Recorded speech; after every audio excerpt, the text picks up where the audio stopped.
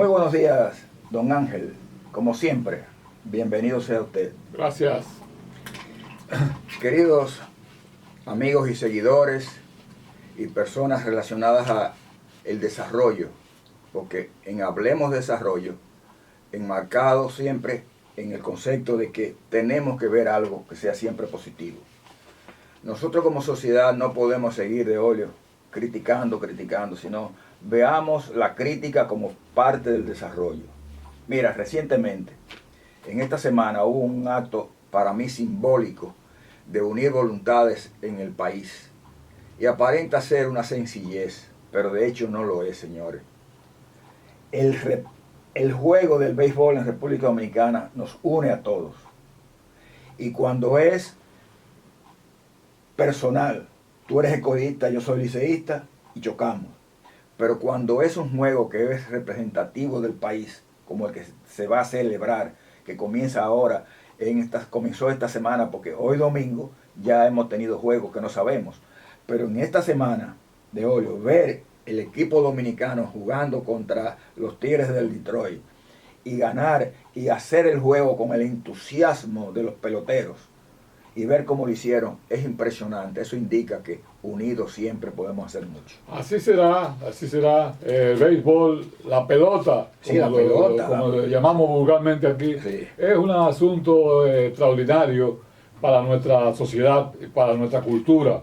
Verdaderamente nos gusta a todos más o menos, sí, pero nos gusta a todos la pelota de béisbol. Y qué bueno que estamos en el mes de marzo. En el mes de marzo se acabó el Día de Reyes, el Día de Año Nuevo, el Día de... Se fue el carnaval. Todo. Estamos en marzo.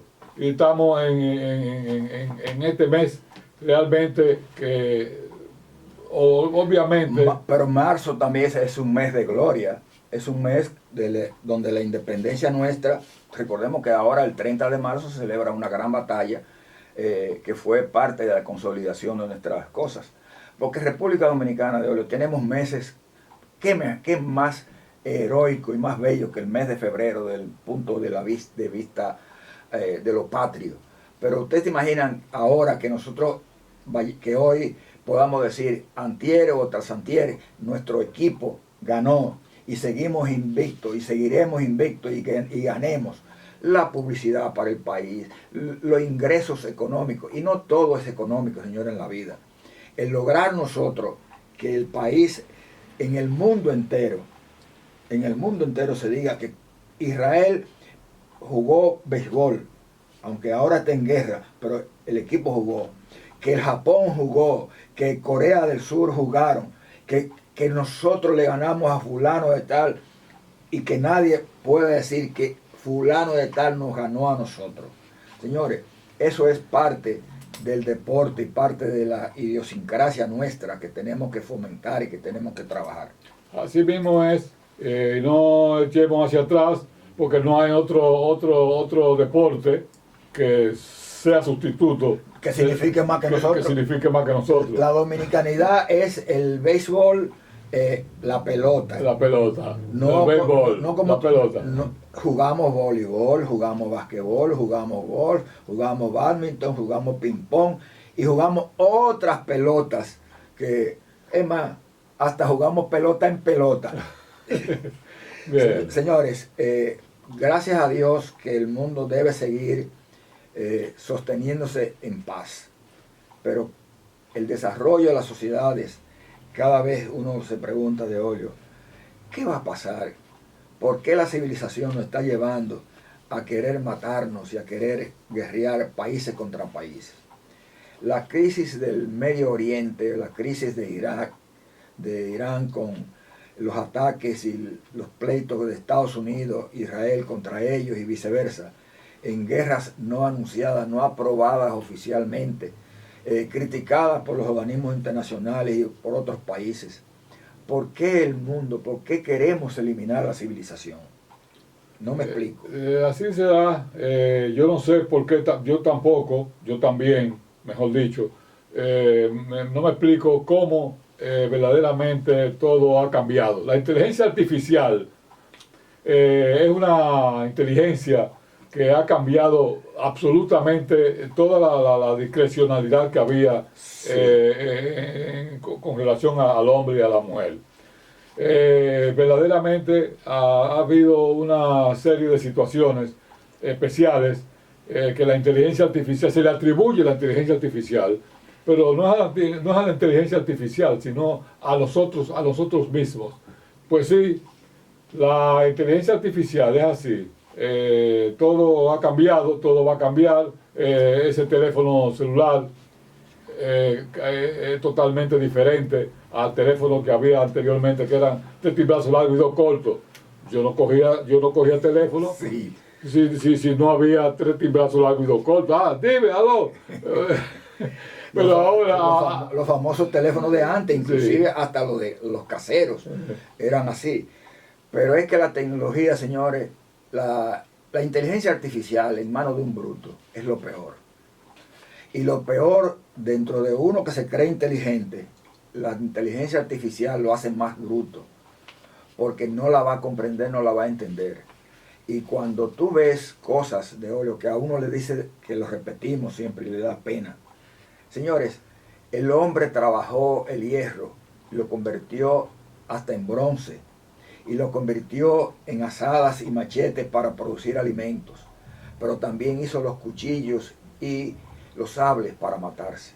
Señores, no sabemos qué va a pasar con la humanidad, pero la inteligencia artificial mal manejada va a ser algo sumamente crítico, que tú y yo quizás no lo veamos, o ustedes algunos no lo vean. Pidámosles a nuestro Señor Dios que interceda, que busquemos la manera, porque ahora se están encontrando civilizaciones que están debajo del mar, que no se sabía que habían ahí en el Mediterráneo de 2000 y 3000 años atrás, antes que el nacimiento de Cristo, que es lo que pauta que estamos en el 2026. Pero hace 5000 años habían civilizaciones y tú las ves hechas, las construcciones de las estatuas y las mismas construcciones y los equipos que uno dice, y eso existía, ¿qué es lo que había? Entonces, señores, tenemos que preservar el hombre al humanoide, que lo vea como un complemento, pero el ser humano no es humanoide, es algo más que eso. Pero ese es el mundo. Es así, porque la pirámide de Egipto todavía al día de hoy, de 2026, la pirámide de Egipto, ¿qué es eso? Bueno, son una pirámide que no... Eso es impresionante. Impresionante, Sí. verdaderamente. Pero todavía hay muchas cosas que uno cuestiona. Yo mismo visitando las pirámides de Egipto, cuestioné cosas y los mismos egipcios todavía desconocían en ese momento. Y eso, estamos hablando, señores, de 40 años atrás, cuando yo fui. Pero las pirámides de América, Chichén Itzá, o la de Sudamérica, también son así. Porque las civilizaciones se han protegido. Las civilizaciones se han ayudado mutuamente y han sobrevivido en el mundo. Sin embargo, nosotros que como agrónomos a veces nos inquietamos por las lluvias y otras cosas, como los daños que esta causa, los excedentes, de óleo salió en la prensa en estos días, y queridos amigos, de que el nivel del crecimiento del mar está considerado y está supuesto a afectar a algunas partes del mundo. Algunos se dirán, pero va a crecer a 1 metro, a 2 metros. No, ha crecido quizás en pulgadas o en quizás 1 pie, y en algunos lugares ha crecido más de 1 pie. Pero es la misma cantidad de agua que hay congelada o no congelada. O es que las nieves y los icebergs y lo que está en las montañas se está descongelando y está buscando el agua a su nivel, porque sí es cierto que el mar o las aguas buscan su nivel. Pero ¿qué está pasando? Es que lo hemos ido creando un ambiente de desastre, o simplemente es un ciclo de vida de lo que es nuestra humanidad o el universo. No podemos entrar mucho en esa temática porque no soy en lo particular especialista, pero veamos el crecimiento de las aguas como algo que nos ayude a saber y adherirnos el por qué está sucediendo y qué podemos hacer para reducir sus efectos. Además, que tú eres faculto en las aguas tranquilas o en las aguas con olas. Exactamente. Es decir, que los técnicos que hicieron las evaluaciones correspondientes no consideraban las olas. Que son dos cosas diferentes. Totalmente de acuerdo. Sí. Y las aguas saladas es muy diferente a las aguas dulces.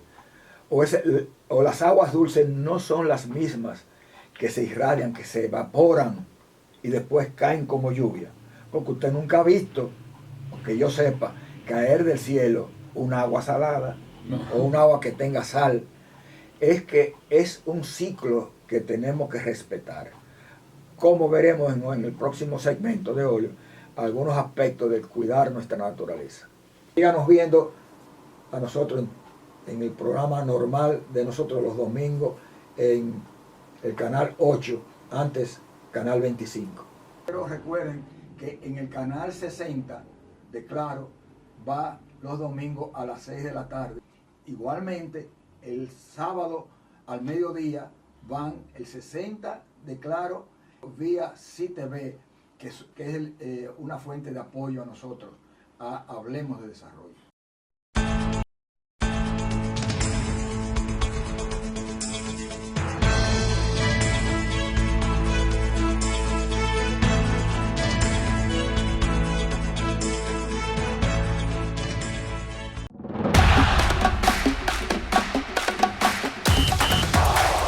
Si todas tus compras las hiciste con tu tarjeta Visa del Banco Popular, como esta,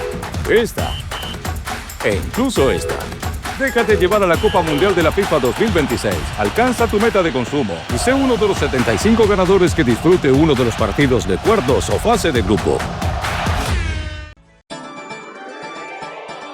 Mejor carne para un mejor país. Agrofén.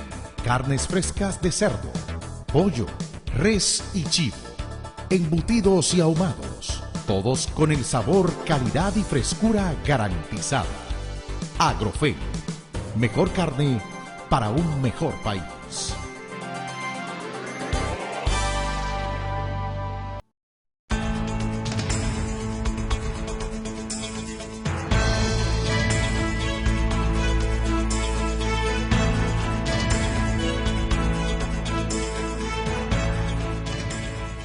En la introducción hablamos de los problemas ambientales, como es el caso del crecimiento de las aguas del mar en sus niveles. Pero tenemos una situación en el país que tenemos que conservar y preservar y trabajar todos. Señores, es una cosa muy sencilla esto, en apariencia. Preservemos nuestras montañas, preservemos nuestros ambientes. Pero también el preservar nuestros ambientes no es oponernos solamente a las cosas. En el Valle del Tetero, en la alta montaña dominicana, vimos unos artículos de prensa en estos días de que sigue el problema de la crianza libre de animales que contribuyen al deterioro de esas áreas. Pero vimos también las fotografías donde nada más se ven los animales y no se ven árboles, no se ven ninguna ambientación. Hemos postulado, hemos escrito, hemos hablado de que lo peor del mundo es a una tierra baja, de calidad mal utilizada, pero por igual, una tierra alta, buena, maravillosa, mal utilizada, es lo mismo, es dañino.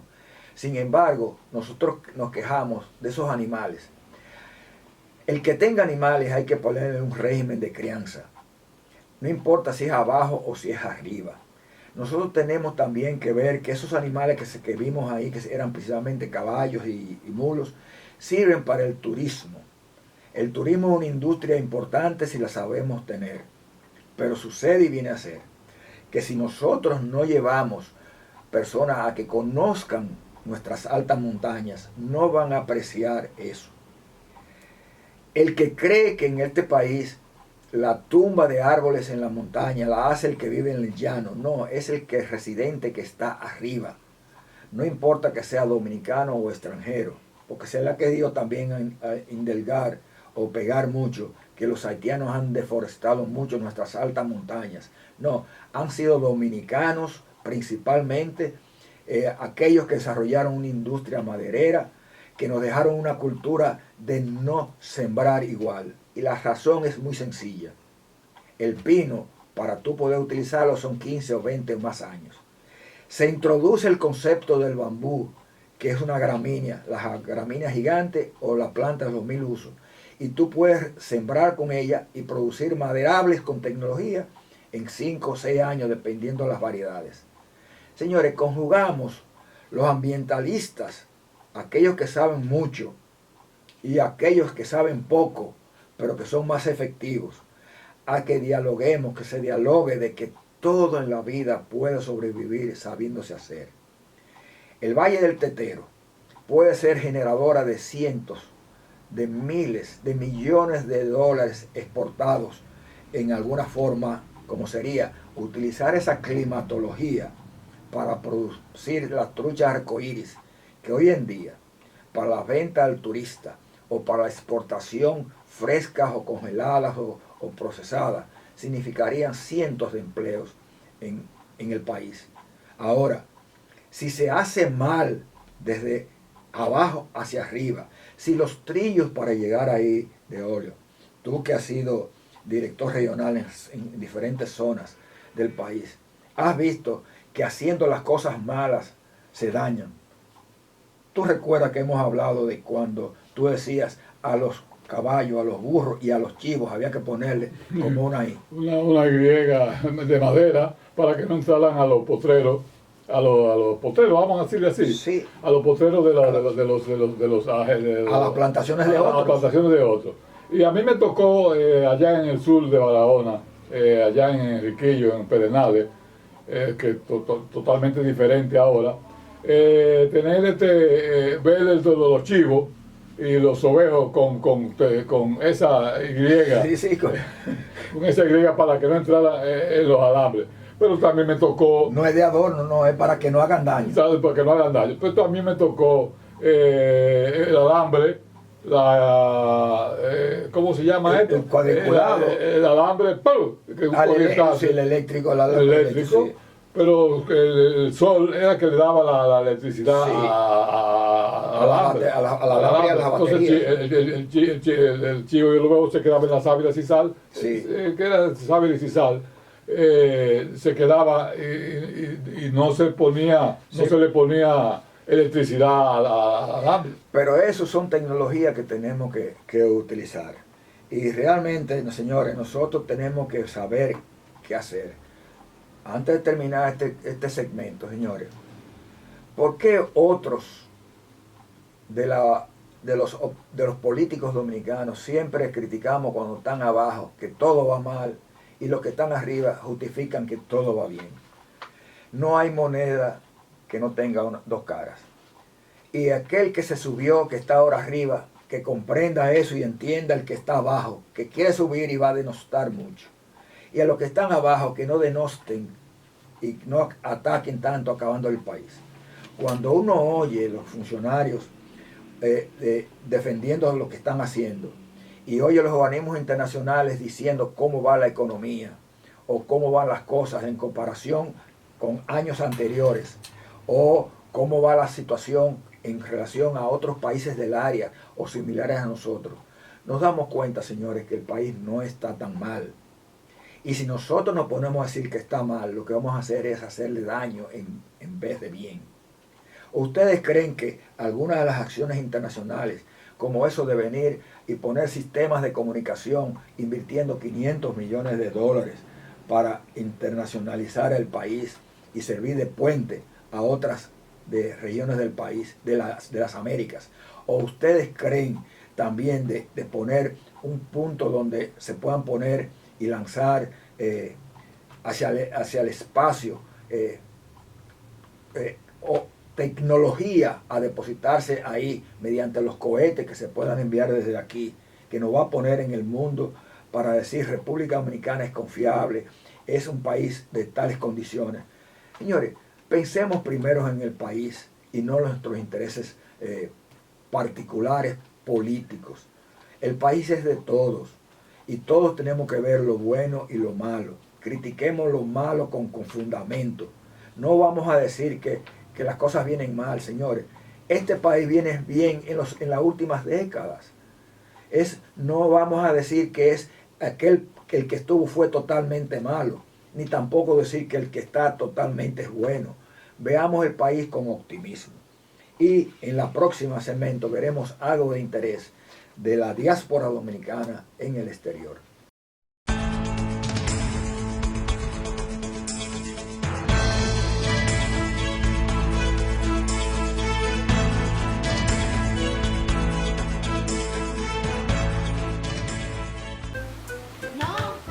Ahí se ve. Llegó la fibra de Win, llegó la ¿Y fibra, ahora? siempre conectado con internet prepago. Llegó la fibra de Win, llegó la fibra, siempre conectado con internet prepago. Llegó la fibra Win, llegó la fibra Win. Por todos lados, siempre yo estoy conectado. Llegó la fibra Win, llegó la fibra Win.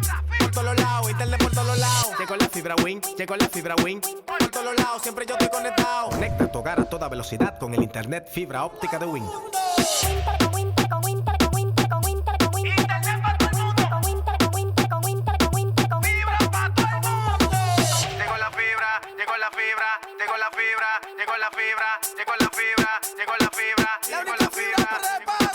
Llama al 809-200-3000. Solicita tu internet por fibra de Win con más de 300 canales de televisión gratis. Win, conecta tu vida.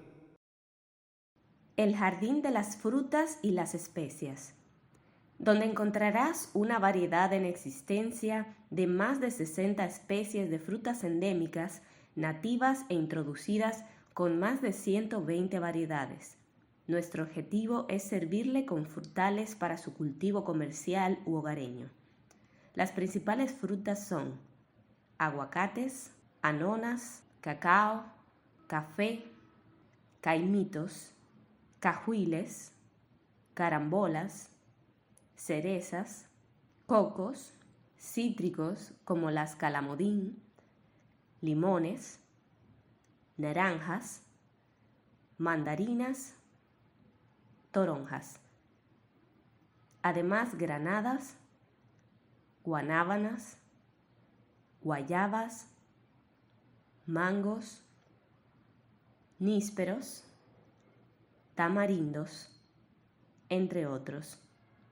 Además, tenemos las exóticas diversas e interesantes, como abiú, canistel, chirimoyas, cranberry, grosella, guayabas cas, fresa y piña, jaca, macadamias, níspero japonés, zapote negro, entre otras.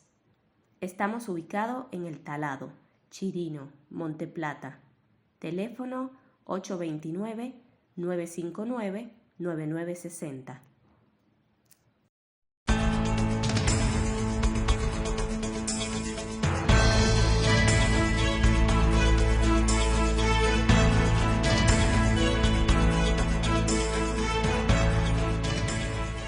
Deolio, hablamos de la diáspora en el segmento anterior y de lo importante que es para nuestro país.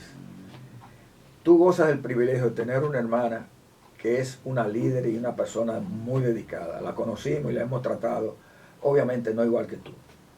Yo quisiera que tú nos dijeras algunas cosas sobre tu hermana y nos las presente a nuestras cámaras con también lo que veremos de lo que nos enviaron sobre ella. Sí, es importante eso. Verdaderamente es en mi caso especial, Sí. Específico, de que ella es mi hermana. La diáspora, porque ella trabaja con el consulado y Dominicano en Nueva York. verdaderamente ella ha sido una representante, principalmente con algo que nosotros hemos tenido siempre en mente, es la educación. La educación, necesitamos ser educados para poder servir con interés a la patria, con interés a nuestra... Con todo lo que sea educación. Con todo lo que sea educación. Y ella, pues, representa a la diáspora en Nueva York, como tú dices. Sí, pero Nuris de Olio ha creado también una imagen de servicio, por eso mismo de Olio. Ya. A ti es difícil expresarte sobre tu familia, porque se puede ver como que es una lisonja, como que es algo. Y ella en el consulado dominicano en Nueva York y con la diáspora allá, viene desde años trabajando. Porque señores, ustedes creen que el dominicano que se ha ido es por situaciones cuales sean. Todos, si usted es dominicano, usted tiene que tener a alguien fuera. Eso no es, lo tengo yo, lo tienes tú. Y lo bueno de esto es ver cómo, con qué entusiasmo Nuris hace ese tipo de acción. Véanlo entonces y después ustedes van a darse cuenta de que por qué mi familia o otras familias no hacen o tienen ese mismo tipo de actitud. Así mismo es.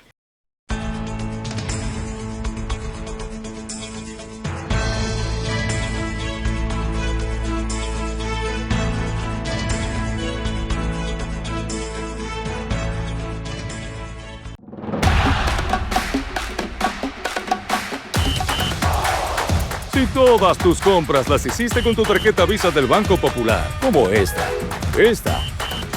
e incluso esta, déjate llevar a la Copa Mundial de la FIFA 2026. Alcanza tu meta de consumo y sé uno de los 75 ganadores que disfrute uno de los partidos de cuartos o fase de grupo. Mejor carne para un mejor país. Agrofen. Carnes frescas de cerdo, pollo, res y chivo. Embutidos y ahumados. Todos con el sabor, calidad y frescura garantizada. Agrofen. Mejor carne para un mejor país.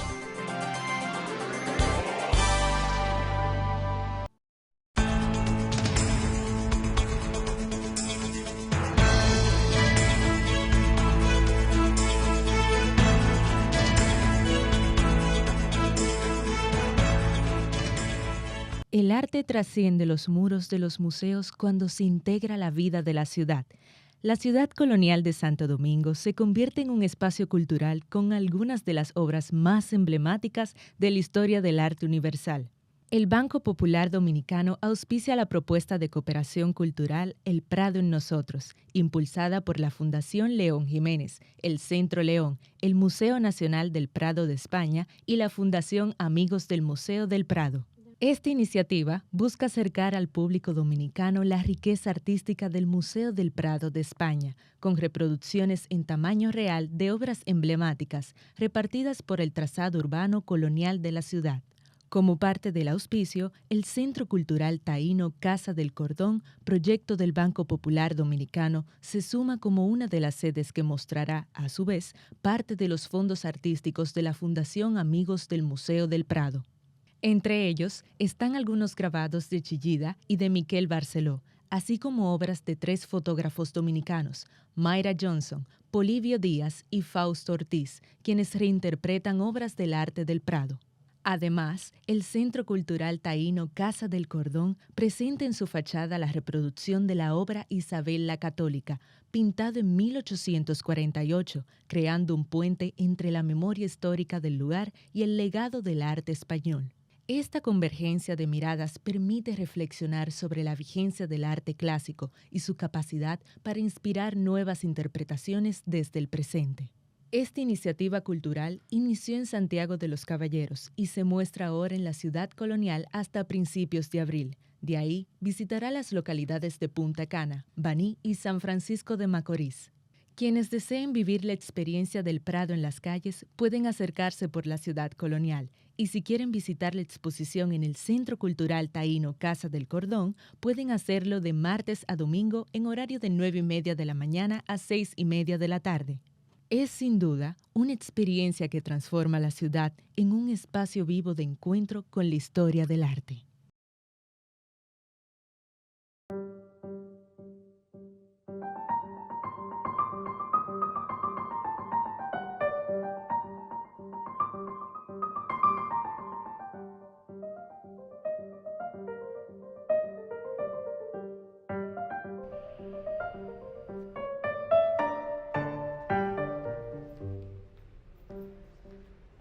Horacio, como sabes, seguimos haciendo programas de remarcado en el Prado para mejorar las enmarcaciones. Lo mismo que hemos hecho, que se hacía en siglos anteriores, continuamos con esa labor. Ahora mismo necesitamos conseguir un marco histórico para esta pieza. Es un San Jerónimo de Veronés y, bueno, como ves, tiene un marco provisional que no es el más adecuado y, bueno, necesitaríamos encontrar pues, un marco de época siglo XVI, finales del XVI. Yo optaría por un marco de época italiano o bajo ese influjo de talla dorada con un oro mucho más afín a lo que es la luz general del paisaje, para luego trascender a la figura, que es la que quizá tenga que llamar la atención. Sería un caso muy similar al que hace unos años se llevó a cabo con el Agnus Dei de Zurbarán, que también se mostraba al público con una moldura prolífica en decoración, con un dorado centelleante, lo cual le restaba muchísimo protagonismo a lo que verdaderamente era la parte esencial de lo representado, que es aquel corderito iluminado casi de una manera focal y suspendido en ese espacio infinito, encima de esa mesa de piedra, dispuesto a ser sacrificado. De repente aquel marco cobraba demasiado protagonismo y se optó por un marco mucho más neutro, oscuro, con un listel en todo su contorno, de un color meloso y que saltaba a las partes ocres, doradillas de la cornamenta del Agnus Dei, por ejemplo, del corderito, o incluso a esas calidades táctiles de la lana del animalillo. Bueno, hay muchos ejemplos que podríamos mencionar y que es el caso. Vamos a ver si damos con un marco para este veronés. Vale, perfecto.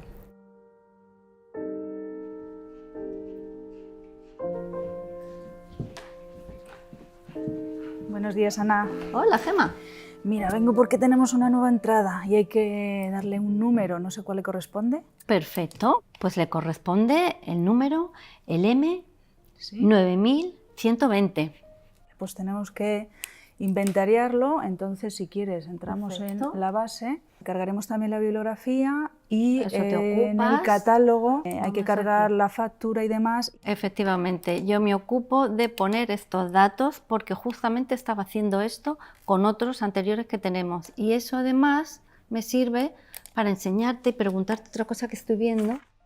Nuestra joya de la corona, el inventario de mediados del siglo XIX, los tenemos todos con un número y una pequeña descripción. Esto es una mina. Inventario 1857. Que lo estamos volcando. Toda esta información consta, lo ves, en otros números.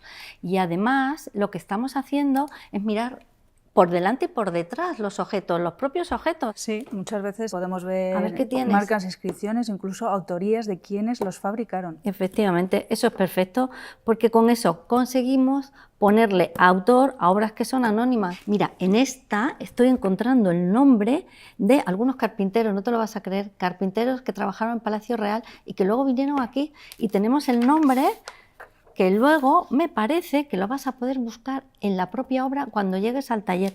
Tenemos a Bernardo Barrera y además estoy encontrando algunas etiquetas de fabricantes, de artesanos que no los conocíamos y están en los reversos, o sea que vamos a conseguir que cada pieza sea una pieza única. María Pía, cuando se funda el Museo del Prado, el antiguo Museo Real de Pintura y Escultura, en 1819, se siguen realizando marcos para acomodar las pinturas. ¿Quiénes eran las personas o quién se encargaba de hacer esto? Sabemos que había muchísimos oficios vinculados con la ejecución, traza y decoración de los marcos. A través de los libros de cuentas, cartas de pagos, contratos de obras, hemos podido ver que tanto ensambladores como entalladores, carpinteros, ebanistas, hacían este tipo de confección y traza de marcos y retablos. Pero también están todo lo relacionado con la policromía, los doradores, que muchos de estos doradores hacían, por supuesto, los estofados, tanto esgrafiados como a punto de pincel, como los cincelados. Y además también sabemos que los propios pintores hacían marcos. Y Alonso de Berruguete, también Van Eyck, por supuesto Durero, los Sánchez Cotán, con lo cual todavía hay mucha más diversidad de oficios vinculados.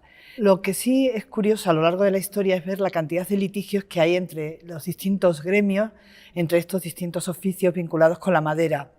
Por ejemplo, sabemos que hay un conflicto, un pleito entre los ebanistas que acusan a los carpinteros que utilizan el ébano y el nogal cuando, según las competencias y sus enseñanzas, no les correspondía.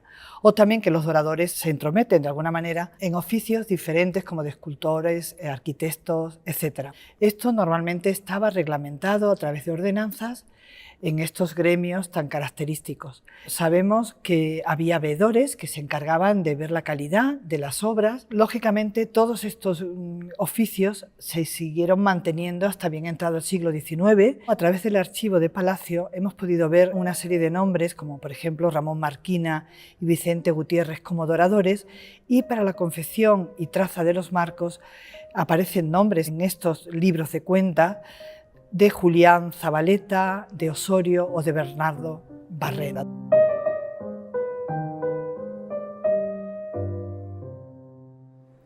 José, los marcos del Museo del Prado son de naturaleza diversa, los hay de metal, los hay de escayola, incluso de papel, pero el material más representativo y más utilizado es la madera. ¿Qué me puedes contar de esto? Bueno, es lógico que sea la madera porque es el material de construcción por antonomasia, ¿no? De hecho, tanto los soportes de pintura en madera como los marcos estaban hechos por los mismos artesanos. Las maderas que encontramos pues son muy variadas, pero fundamentalmente son tres. Todos los cuadros nórdicos tienen, la madera es roble, los marcos italianos suelen ser de chopo y los marcos españoles pues encontramos desde pino hasta, por influencia italiana, en todo el Levante encontramos chopo, en el sur por las transacciones económicas que había con Flandes, a través de la Liga Hanseática, pues encontramos roble. Según va avanzando los siglos, pues ya empezamos a encontrar maderas que provienen de América, pues como es la caoba, el ébano, maderas tropicales, y incluso aquí en Europa pues, se puede encontrar marcos de nogal, de abedul. Los marcos del siglo XIII al siglo XV-XVI llevaban unos sistemas constructivos muy concretos. ¿Cómo eran esos sistemas? El primero es el marco tallado, y se talla dentro de la tabla. Más adelante, ya a partir del 15, aparecen cosas mixtas. Los largueros se siguen haciendo tallados sobre la misma pieza y se incorporan los travesaños superior e inferior que se tallan aparte y se superponen encolados con espigas. Ya a partir del 16 aparecen ya lo que llamamos marcos engargolados, donde el soporte entra en el gárgol del marco y esto hace que adquiera una consistencia importante. De ahí que los marcos no solamente tengan una función estética, sino una función estructural fundamental. De hecho, los cuadros que tenemos con los marcos originales han tenido una conservación muy superior a los que no lo tienen. Y bueno, pues a partir ya del 16, 17, pues los marcos batientes, que es el marco típico donde entra en la obra de arte por detrás y sujeta pues con clavos, con pletinas. Hay muchos tipos de ensambles, pero los fundamentales son caja y espiga con inglete, a media madera. Estos serían los más comunes. Y luego, pues a partir ya en el 19, fundamentalmente, ingletados con espigas superpuestas, porque era más fácil de construir, y reforzados pues con lengüetas, en el 19 con tornillos de cascabel para reforzar los ingletes.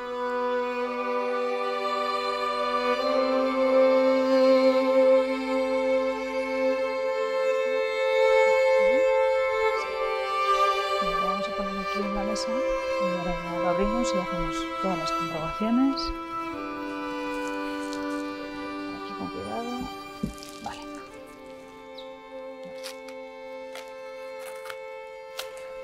Vamos a ver qué tal.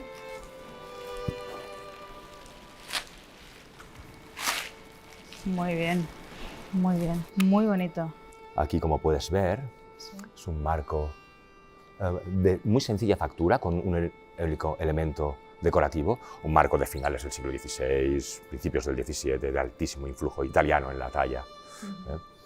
Y estas cintas zigzagueantes que recorren toda la moldura de una manera uniforme, en progresión, y con estas hojarascas en las esquinas, el cuarteado del oro, que sí que advertí en su momento que andaba parejo con el de la superficie de la pintura, de manera que bien pudiera parecer, sin serlo, el marco original, el primigenio.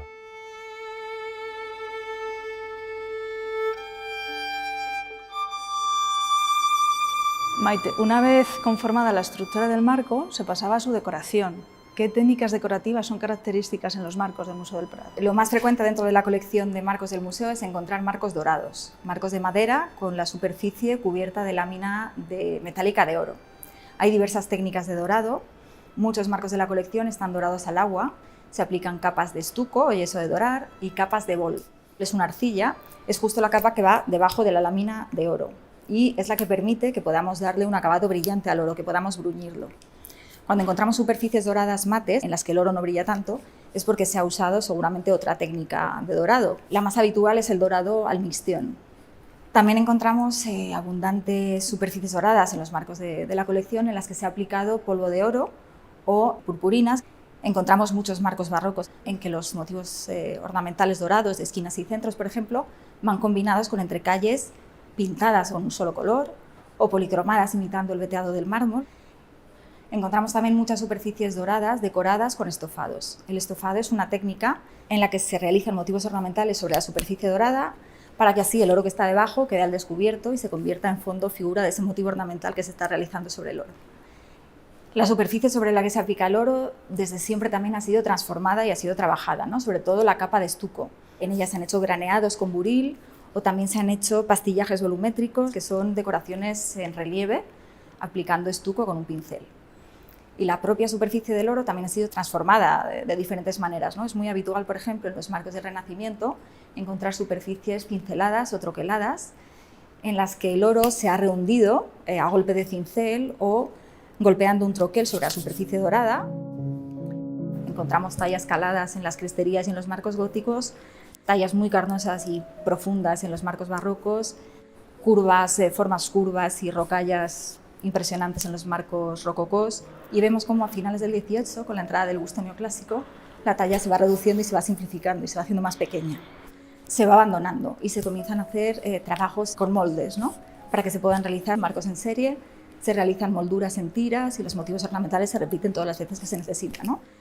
Esto es debido a la industrialización, aparecen materiales nuevos también como diferentes resinas, es muy habitual la resina de colofonia en este tipo de marcos del 19 y podemos encontrar trabajos fabulosos usando moldes.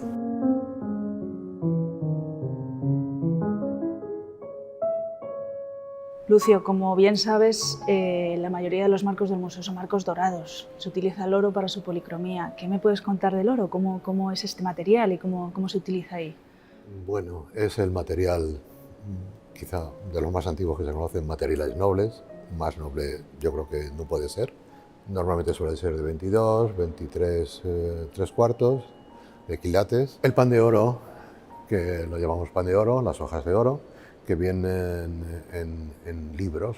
El origen es muy antiguo, unos 4.000 años, y seguimos trabajando de la misma forma, el mismo material, casi las mismas medidas, y la obtención del pan de oro es a partir de un lingote de oro que se va estirando, se va expandiendo. Ahí entran ya los llamados batiojas, que son las personas que baten el oro y se va expandiendo, expandiendo, expandiendo hasta conseguir una hoja o un pan de oro muy fino, finísimo, de micras. Una micra. ¿Cómo era el tamaño de este pan de oro y cuál era su composición? El tamaño normal es de 8 centímetros y la composición es prácticamente un 98% de oro y suele tener una aleación de plata y a veces un poquito de cobre y a veces un poquito más otros metales para darle más solidez, que sea más fácil de trabajar. Y esto era para dar también una cierta frialdad, ¿no? El color del propio oro. Efectivamente, frialdad. Por ejemplo, en el oro limón lleva el 50% de plata. Y esa era una cuestión ya no solamente de durabilidad, sino de estética.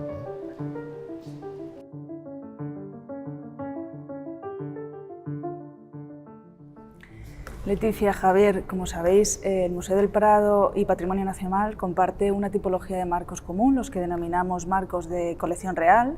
Estos marcos básicamente son marcos neoclásicos de la segunda mitad del siglo XVIII, la mayoría, y son unos marcos que denominamos por un lado bajo el reinado de Carlos IV, con diferentes tipologías y modelos según los diferentes sitios para los que fueron creados. Y por otro lado tenemos los marcos de diseñadores, pintores, como fueron fueron Rafael Mengs y Andrés de la Calleja. Leticia, tú fuiste conservadora de pintura española aquí en el museo, pero también conservadora de marcos, conoces muy bien la colección. Hiciste un cambio de autoría en uno de los marcos más característicos del museo, que hasta entonces se conocía como Mengs, y tú lo cambiaste a Marco Calleja. Cuéntame cómo fue ese cambio y cuáles fueron los fundamentos para hacerlo. Fueron sobre todo los estudios que había realizado a propósito de las decoraciones en la época de Carlos IV en Patrimonio Nacional, en varios edificios de Patrimonio Nacional, que había hecho Javier Jordán de Urries, que está aquí acompañándonos y que es el que define la autoría que habíamos antes englobado en la figura de Mengs, que en realidad es una adaptación del Salvator Rosa italiano internacional, y que él había dado, pensábamos, carta de naturaleza a estos marcos, pero luego, gracias a Javier, se ha podido delimitar muy bien, para empezar, la personalidad, por un lado, de los diseñados por Mengs, y los diseñados por Andrés de la Calleja. Que son estos diseños que tenemos aquí, ¿no? Estos marcos neoclásicos con ese perfil que decías a los Salvator Rosa, con esa hoja de canto inclinada y esas aspas. ¿Cómo fue ese estudio y esa documentación para poder llegar a esta conclusión? Bueno, en realidad fue a través de Mengs. Investigando a Mengs, yo sabía que había diseñado un tipo de marco expresamente para sus obras en el año 67. Y en una tesis doctoral sobre Andrés de la Calleja por Morales Piga, se hablan de unos marcos que él diseña para Andrés de la Calleja para los cuadros que se iban a poner en el Palacio Real de Madrid, para su inauguración, ¿no?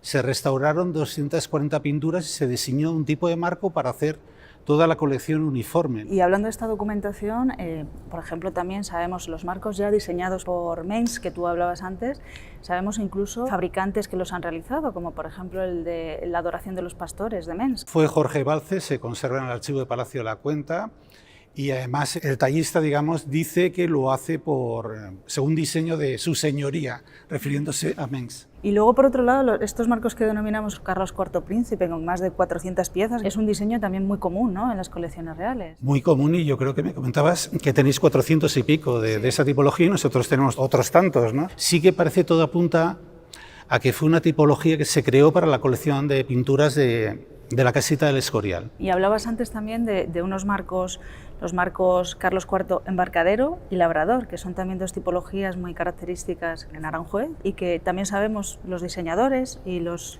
fabricantes, ¿no? En el caso del Embarcadero, se puede imaginar que el diseño por época tuvo que ser de Juan de Villanueva. Además es un diseño muy arquitectónico, de estrías y clavos romanos, que son los que tienen la serie de bodegones de Luis Meléndez, y son los cuadros que decoraron el pabellón grande del Embarcadero.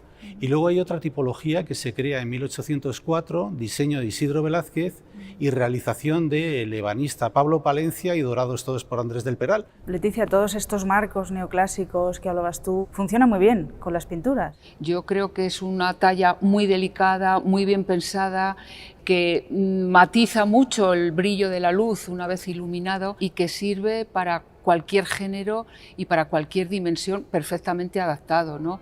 Y yo creo que la pervivencia en las colecciones reales, incluyendo Prado, Patrimonio Nacional, es una prueba. ¿Qué tal? Muy bien, muy bien. Bueno, pues nada, mira, tenemos aquí el marco nuevo para el Veronés, y bueno, este es el marco que tenía provisional, que como verás no es muy adecuado. Es un marco muy estrecho, con muchísimo ruido, es un marco moderno, es muy repetitivo, ¿no? No tiene nada que ver con el marco que le vamos a colocar ahora. Es un marco que además, ¿no?, está contrastada su viabilidad con pinturas del Renacimiento. Yo creo que es el mismo que hay en un cuadro, ¿no?, en una obra atribuida a Tiziano de un cupido con una paloma en la National Gallery de Londres, ¿no? Y además se ve que está hecho a mano, ¿no? Sí, es una talla, es tallado, todo está dorado con oro fino, oro bueno. Si queréis procedemos a cambiarlo, y lo vemos. Deseando verlo ya. Desde luego, pues vamos a colocarlo. En nuestra colección de pintura del Renacimiento es básicamente la antigua colección real, y son cuadros, primero, que muchos de ellos no tenían ni marco original, puesto que fueron enviados directamente enrollados desde los talleres de los pintores, caso de Veronés, caso de Tintoretto, caso de Tiziano. y que luego desde el siglo XVI en adelante estaban sujetos a modas, y muchos de ellos fácilmente hasta el XVIII han tenido 4 o 5 reenmarcaciones, a veces con diferencias bastante drásticas. Pues lo que me parece que esto es una recuperación integral y final, ¿no? Es un ejemplo absolutamente de libro de cómo el marco pues puede servir para potenciar todas las virtudes de... Es una cuestión de la dignidad que tenga, y del diseño. Es muy delicada, las esquinitas de arriba hacen un efecto así de cruce que es muy bonito, y luego esa onda le da cierto dinamismo a este momento que es como de recogimiento.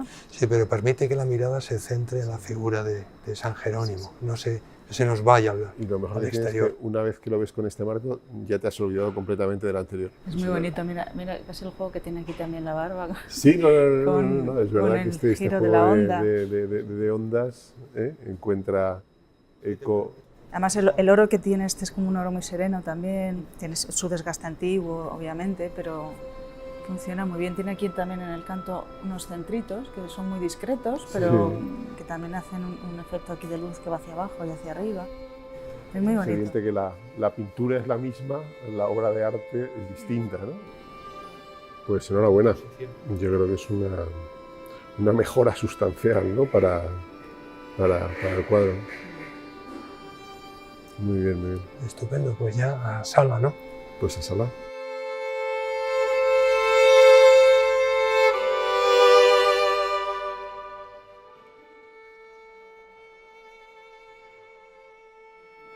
Bueno, el siglo XIX es la colección más amplia de pinturas de todas las del museo, y por tanto también el número y la variedad de los marcos es la mayor posible.